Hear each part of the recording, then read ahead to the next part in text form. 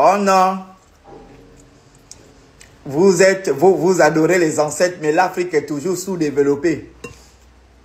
Oh, pourquoi vos ancêtres ne vous permettent pas de créer les avions? Le téléphone que tu utilises là, ce sont les Blancs qui ont amené ça, non? Hors sujet, complètement hors sujet. Oh mon Dieu, il n'y a pas un vrai pasteur qui peut relever des débats vraiment de haut niveau. Je mange d'abord les mayara, vraiment. Je fais des maniocs. Moi, je suis un villageois. J'aime tout ce qui est vieux. Tout ce qui est vieux, moi-même je suis un villageois. J'aime tout ce qui est vieux. Hors sujet totalement. Qu'est-ce que le développement technique a y voir avec le développement moral et spirituel? Ngejad. C'est-à-dire que tellement ils sont bêtes, ces gens-là. C'est pourquoi je veux des pasteurs intellectuels. Je veux des pasteurs où on peut s'asseoir calmement.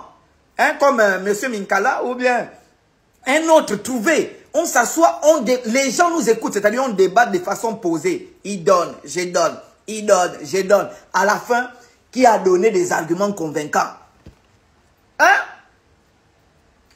Qu'est-ce que le développement technique a à y voir avec la spiritualité? Dans une civilisation, voici ce que vous devez leur dire. Argument 1. Dans une civilisation, il y a 4 choses. La culture, les systèmes de valeurs, les systèmes politiques et les techniques.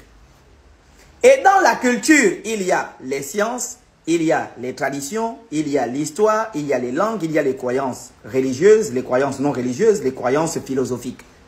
Donc, en d'autres termes, la spiritualité. La spiritualité s'intéresse à tout ce qui est l'âme, l'éveil de l'âme. C'est l'élévation de l'âme, qui n'a absolument rien à y voir avec le progrès technique qui est exogène. J'arrive pour vous démontrer les bêtises qu'il raconte. Donc, un pays peut avoir un niveau technologique assez élevé, mais ce pays est mort sur le plan spirituel. Je vous donne un exemple, la France, la Suisse, la Belgique, l'Allemagne, les États-Unis. Ce sont des pays où spirituellement les gens sont vides. Et c'est pourquoi vous allez voir, ils font tout ce qui est contre nature. Les lois sur les hommes, les lois. C'est-à-dire qu'ils vont faire tout ce qui est contre nature et ça va les autodétruire. Donc, le progrès technique n'est pas synonyme du progrès spirituel et moral. Je préfère vivre dans un pays où le progrès technique est faible, mais le progrès moral et spirituel est élevé.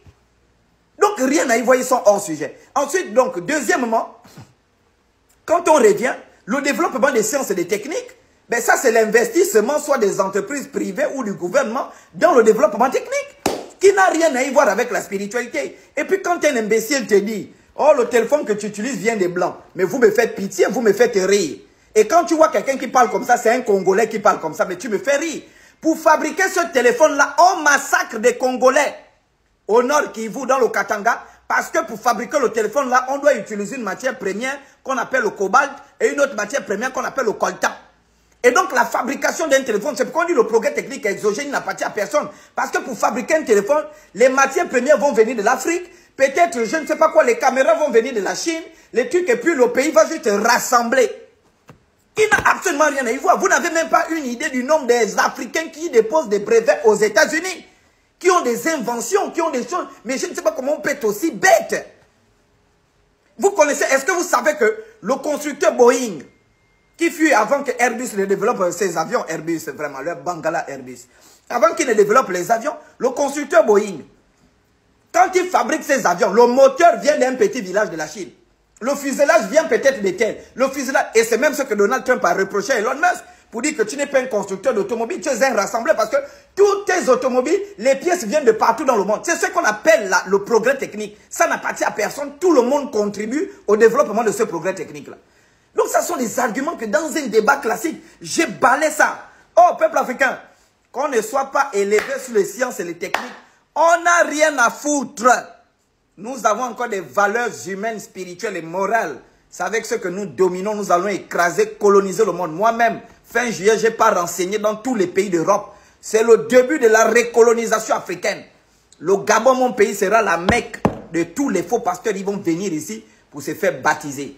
Bande de pédophiles, baisateurs, transpirateurs que vous êtes, imbéciles, chiens, enculé.